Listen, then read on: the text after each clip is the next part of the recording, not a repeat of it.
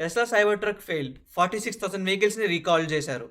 Future టెక్నాలజీలో ఒక revolution తీసుకొస్తుంది అనుకున్న టెస్లా సైబర్ ట్రక్స్ సిచ్యువేషన్ ఈ రోజు కంప్లీట్గా ఆపోజిట్ అయింది. Tesla's Cybertruck, the electric pickup that was supposed to revolutionize the auto industry, has instead become the poster child for everything that can go wrong with the vehicle.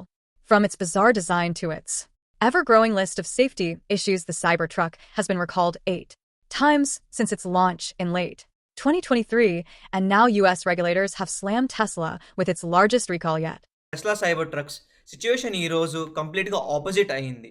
46,000 cyber ట్రక్స్ని customers దగ్గర నుండి Tesla company వాళ్ళు recall చేశారు.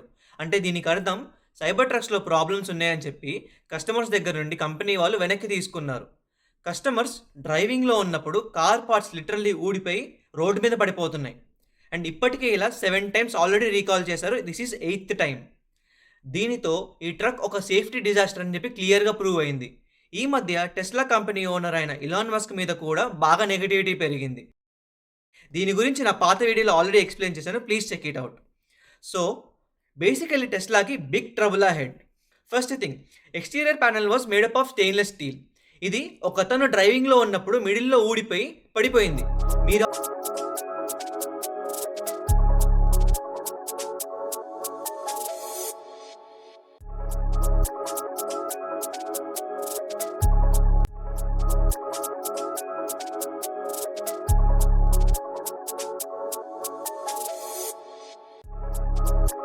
మీరు ఆలోచించండి, ఒక హైవేలో 90 to 100 km/h స్పీడ్లో వెళ్తున్న వెహికల్ ఒక అంత హెవీ మెటల్ వచ్చి ఒక బ్యాక్ సైడ్ మీద ఉన్న వెహికల్ ఢీ కొడితే అది ఎంత పెద్ద డిజాస్టర్ అవుతుంది.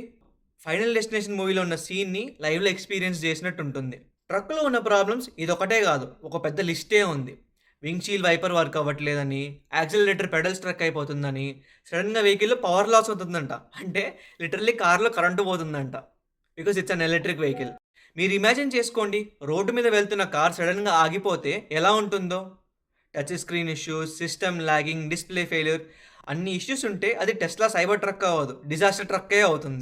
ఇవన్నీ విషయాలు టెస్లా స్టాక్ని బాగా ఇంపాక్ట్ చేస్తున్నాయి. 2025లో మాత్రమే టెస్లా స్టాక్ 45% లాస్ అయింది. అండ్ ఇప్పుడు మన ఇండియాలో కూడా టెస్లాని రిలీజ్ చేస్తున్నారు. మీలో ఎంతమంది ఈ కార్ని కొంటున్నారో కామెంట్లో చెప్పండి. And I believe knowledge is power and it is always meant to be shared.